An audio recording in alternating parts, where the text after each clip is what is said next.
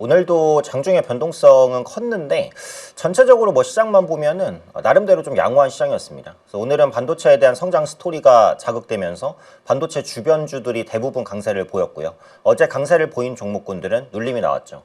사실 어제 이제 코스닥 시장이 워낙에 좀 큰 폭 올랐기 때문에 오늘 눌리는 것은 자연스러웠다라고 보시면 될 것 같아요. 그래서 이번 주 내로 코스닥 시장이 재반등을 시도하는지를 봐야 될 것 같고, 계속 말씀드리는 대로 반도체 성장 스토리는 여전히 좀 이어지고 있습니다. 포트의 중심은 반도체고 나머지는 플러스 알파라고 제가 말씀을 드렸죠. 그래서 그런 전략들은 앞으로도 꾸준히 계속해서 좀 이어나가셔야 되지 않을까 생각됩니다. 자, 3대 메가 프로젝트 수혜 섹터 찾기라고 제가 적어있는데 오늘 움직인 종목들을 보면 대부분 정말 만약에 100종목이 움직였으면 80종목 정도는 여기에 속한 섹터가 움직였어요. 이따가 특징주에도 보겠지만 그만큼 워낙에 대규모 투자죠. 삼성과 SK하이닉스가 투자하는 총 규모가 4천조 원을 훨씬 넘습니다. 4천조 원. 정말 천문학적인 숫자가 아닐 수가 없는데, 물론 이제 기존에 투자되고 있었던 평택팹이나 용인팹도 포함이 된 규모입니다. 그리고 삼성의 뭐 로봇이라든지 이런 것도 포함이 됐지만 아무리 뭐 다 포함됐다고 해도 4천조가 넘는 규모는 정말 어마어마하다라고 보시면 될 것 같아요. 그래서 관련주 찾기 전략들이 오늘 하루로서 끝나는 게 아니라 앞으로도 지속될 가능성이 높지 않을까, 이런 생각도 듭니다. 자, 삼성과 SK하이닉스의 이제 대규모 투자. 근데 이제 여기서 증권사 리포트를 보니까 전력과 용수가 관건이다. 아시겠지만 그 반도체 클러스터는 엄청나게 많은 돈이 들어가서 설비를 짓는다고 끝나는 게 아니죠. 네, 전기도 엄청나게 먹고요. 물도 엄청나게 먹습니다. 그래서 그런 부분들을 조달할 수 있냐, 이게 관건이라는 거죠. 데이터 센터, 특히 AI 데이터 센터는 기존 데이터 센터보다 기본적으로 전력을 5배 이상 먹습니다. 추론이나 연산 그런 것들을 24시간 굉장히 이제 고단화 그리고 성능 좋은 반도체로 24시간 풀가동을 하기 때문에 전기를 많이 먹을 수밖에 없다라는 거죠. 그래서 그런 전기를 조달하기가 좀 부족하다. 그리고 전에도 말씀드린 대로 여름입니다. 여름철에는 기본적으로 전력 수요가 크게 증가를 하기 때문에 매번 이제 뭐 블랙아웃 관련된 기사들 나오잖아요. 그래서 이런 데이터 센터 호황과 여름철이 만났을 때 어떤 영향이 생길까? 관련해서 오늘 전력기기주가 움직였지만 저는 계속해서 에너지 관련된 종목군들도 봐야 된다는 생각은 있어요. 원전, 그 다음에 신재생. 근데 이제 아무래도 이번 클러스터에는 신재생을 좀 더 붙일 가능성이 높고, 원전은 그러니까 가동 후 가동까지 그러니까 시간이 오래 걸리죠. 길게는 뭐 10년까지도 걸리는데, 태양광 같은 경우에는 이제 설치 후 가동까지 한 1년 정도면 됩니다. 그래서 신재생 관련주에 계속해서 좀 주목을 해보셔야 되지 않을까, 이런 생각은 있고요. 레노버가 그 메모리 3사와 장기 공급 계약을 체결했다라는 이슈가 있었습니다. 이미 마이크론이 실적 발표를 할 때 우리가 10몇 건의 장기 공급 계약을 체결하고 있다. 앞으로도 계속해서 그럴 것이다 라는 말을 했고요. 하이닉스와 삼성전자도 그런 흐름들을 꾸준하게 보이고 있습니다. LTA가 일반화가 되다 보니까 조금 더 공격적인 투자를 하는데 부담이 적었다, 이런 생각도 들어요. 그래서 앞으로도 조금 더 자신 있는 투자들을 좀 이어갈 수 있는 그런 동력들이 나타나지 않을까, 이런 생각들이 듭니다. LG전자가 이제 CEO 직속 로보틱스 사업센터를 신설하기로 했어요. 오늘 LG전자가 뭐 이게 만족스럽지는 않지만 그래도 바닥 돌파를 좀 시도하려는 그런 모습들이 나옵니다. 그래서 부진했던 로봇 관련주가 어제 이제 삼성이 구미에서 로봇 사업을 하겠다라고 밝히면서 살짝 올라오는 흐름인데, 다만 이제 로봇은 실적주는 아니에요. 성장주죠. 근데 이제 2분기 실적 시즌 코앞까지 다가왔습니다. 일주일 뒤면 삼성전자 2분기 잠정 실적 발표 나올 것 같고, 컨센서스가 뭐 100조까지도 나왔다가 성과급 지급 때문에 80조 원 후반대일 것 같은데 80조 원 후반대도 정말 어마어마한 실적이죠. 그래서 실적이 받쳐주는 섹터 위주로 지금은 보시는 게 조금 더 유리한 전략일 수도 있겠다, 이렇게 생각을 합니다. 그리고 공화당 의원, 미국이죠. 애플이 중국산 반도체를 사용하는 것에 대해서 경고를 했습니다. 역시 이게 만만치는 않아요. 그러니까 애플이 비싸니까 중국산 메모리, 창신 메모리나 이런 거, 양쯔 메모리 거 쓰겠다, 이렇게 하는데 미국에서 이런 부분을 오케이 쉽게 해주기가 쉽지가 않고, 쓴다고 해서 그러니까 그들의 메모리가 싸냐?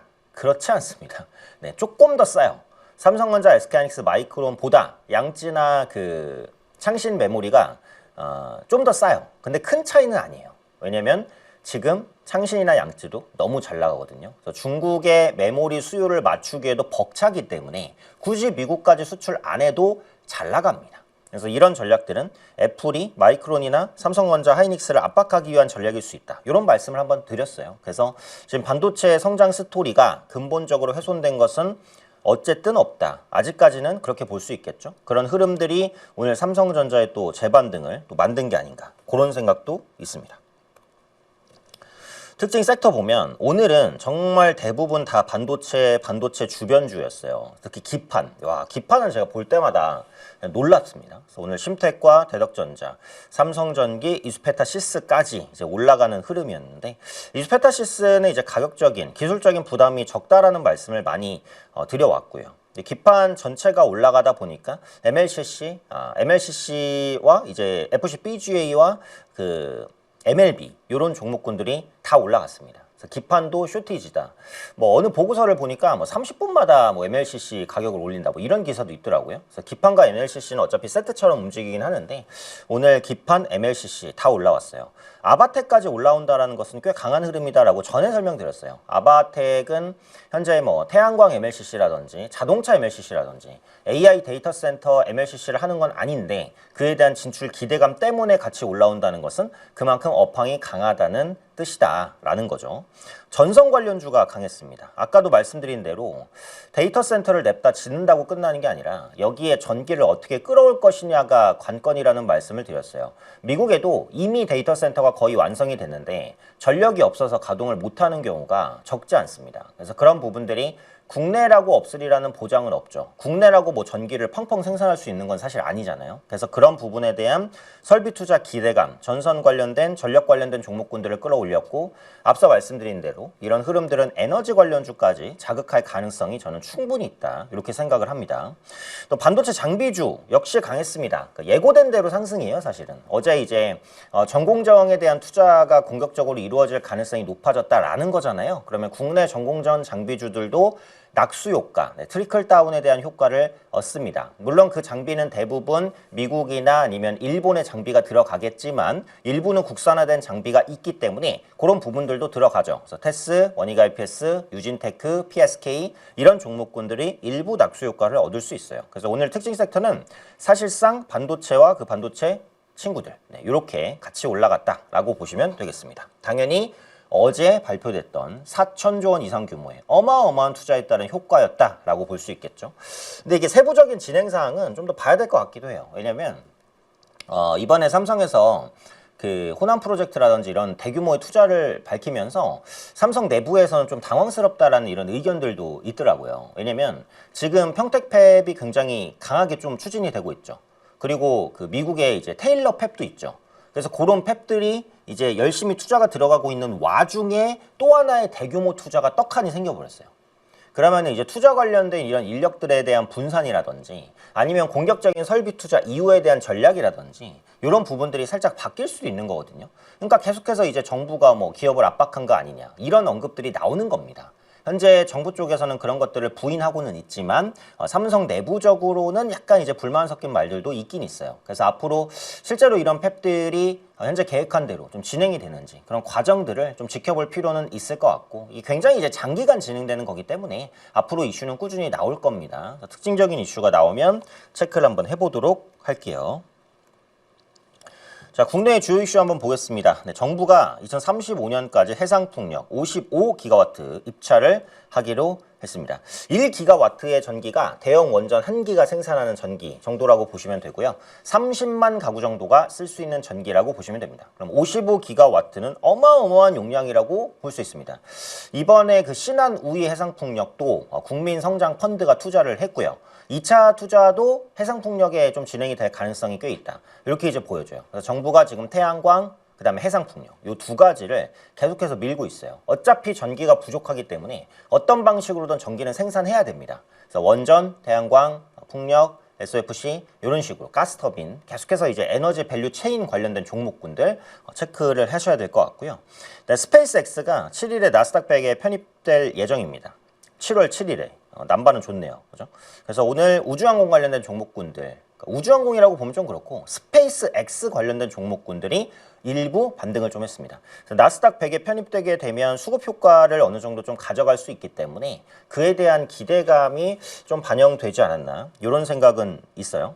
스페이스X의 7일 나스닥 100 편입 이것도 이슈고, 그 다음에 7월에 의무보유 등록 2억 주가 해제됩니다. 이건 좀 주의사항인데, 그 기업의 공시나 아니면은 이런 부분들을 보시면 의무 보유로 묶여 있는 물량이 있죠. 그러니까 보통은 신규 상장주가 이렇게 묶여 있는 물량들이 있잖아요. 그래서 월마다 이게 의무 보유가 언제 해제되는지 그거를 보유하고 있는 종목은 따로따로 확인을 하셔야 돼요. 근데 7월에 의무 보유가 등록 해제가 되는 게 2억 주가 넘습니다. 굉장히 많은 물량이죠. 근데 그 중에 94%가 코스닥 물량이에요. 코스피는 별로 없고.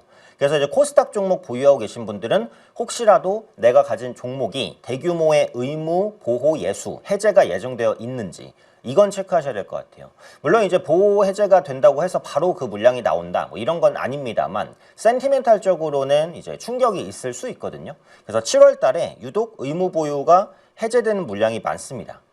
그래서 코스닥 종목 투자하시는 분들은 이 부분 꼼꼼하게 체크하실 필요가 있다 이렇게 생각이 돼요. 요 이슈들 간단히 한번 볼게요. 이번에 그 아마존 프라임데이가 얼마 전에 끝났습니다. K뷰티 브랜드가 엄청나게 좋았고요. 그 실적 면에서는 그 뷰티 관련된 종목군들 실적 좋다는 말씀 드렸어요. 달바글로벌 같은 경우 보시면 굉장히 추세가 양호하게 좀 올라가는 모습들을 확인할 수 있고요. 미국 아마존 탑 100 내 K뷰티 비중은 뷰티 퍼스널 케어 29%, 스킨케어 38%. 네. 스프링데이 행사 대비해서 개선된 굉장히 좋은 수준을 보였습니다. 메디큐브도 10개 제품이 랭크되면서 1위를 기록을 했고요. 그다음에 아마존 베이직 등등. 그래서 지금 국내 화장품이 해외에서 엄청 잘 팔려요. 특히 온라인. 아주 대표적인 게 아마존. 그래서 국내 K뷰티에 대한 관심이 이런 실적 개선을 이끌고요. 지금 원화가 약세잖아요. 그래서 팔리는 물량 족족 수익 개선으로 직결됩니다. 화장품주가 2분기에 굉장히 좋은 실적을 전체적으로 낼 가능성이 높기 때문에 뷰티 관련주도 포트로서 생각해 볼 수 있는 여유가 있다면요. 그렇게 말씀드릴 수 있겠고요. 자, 그리고 어제 발표된 거 간단하게 이제 정리인데 반도체 압축 투자 핵심은 용인이다 이렇게 이제 나왔죠. 그래서 이번 발표를 건설업 관점에서 해석하면 핵심은 공사 기간이다. 그 이유는 사이클 산업의 특성상. 근데 이번에 그 평택이랑 용인 같은 경우 완공 시점을 최대 10년까지도 앞당기겠다고 했어요. 엄청난 속도로 지어버리겠다. 요겁니다. 그럼 관련해서 이제 인프라를 구성할 수 있는 건설주들, 예를 들면 이제 삼성 E&A라든지 그런 종목군들이 주목받을 가능성이 있고, 그 다음에 클린룸을 넣겠죠. 클린룸 관련주, 신성 E&G, 한양 E&G, KN솔 이런 종목군들이 좀 움직일 수 있고, 그 다음에는 이제 전공정 장비가 들어가니까 전공정 장비, 앞서 말씀드린 테스, 원익, RPS 이런 종목군들 순차적으로 흐름이 나오면서 소재와 부품주까지도 수급이 들어갈 수 있는 그런 가능성들 꾸준히 있다라는 거죠. 신규 부지형 프로젝트는 이제 토지 확보, 보상, 인허가, 전력, 용수 확보까지 거쳐야 됩니다.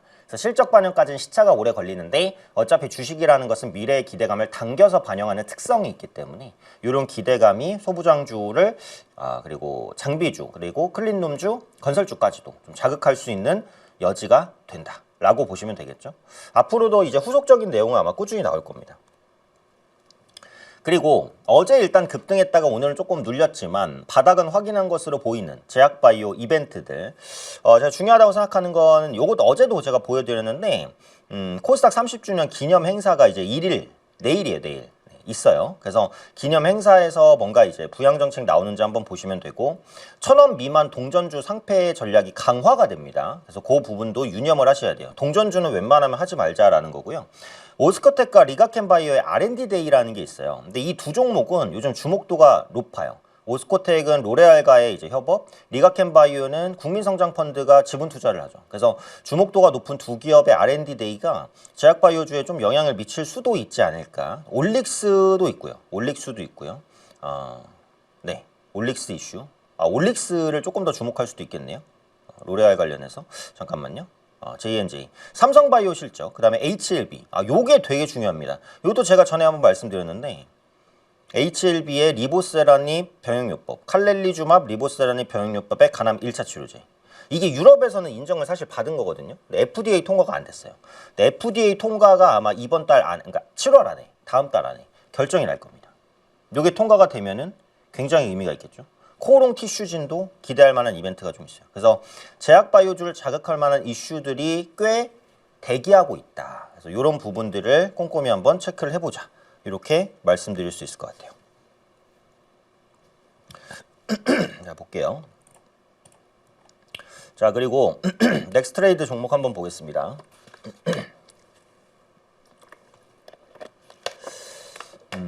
일단 오늘은 상승률, 하락률을 다 볼 건데요.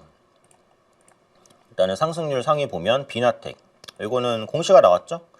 그리고 게임주가 오늘 괜찮았어요, 전체적으로. 근데 펄어비스가 안 올라가 좀 아쉬워요. 근데 펄어비스는 어제 강했으니까 오늘 조금 쉬었다는 생각이고, 오늘 게임주가 전체적으로 좀 괜찮았는데 그 리포트가 나왔어요. 역사적으로 진짜 인간적으로 너무 싸다, 그런 리포트가 나오면서 좀 견인이 됐거든요.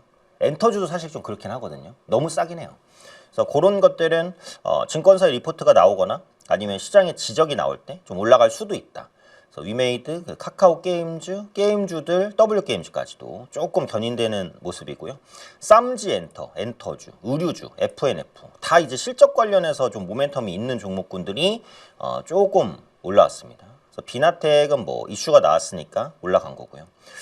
근데 이제 중요한 게 하락률 상인데, 네, 제가 원래 보통 상승률 상위만 보잖아요. 근데 오늘 하락률 상위를 보는 게 에코프로 BM입니다. 이게 참 유상증자가 굉장히 이제 치명적으로 좀 작용을 했고요. 그 다음에 2차 전지 다른 종목까지 영향을 좀 주죠. LNF, 그 다음에 애경케미칼, 소재 관련해서. 그래서 롯데에너지 머티리얼즈도 조금 그렇고 PNT도 마찬가지.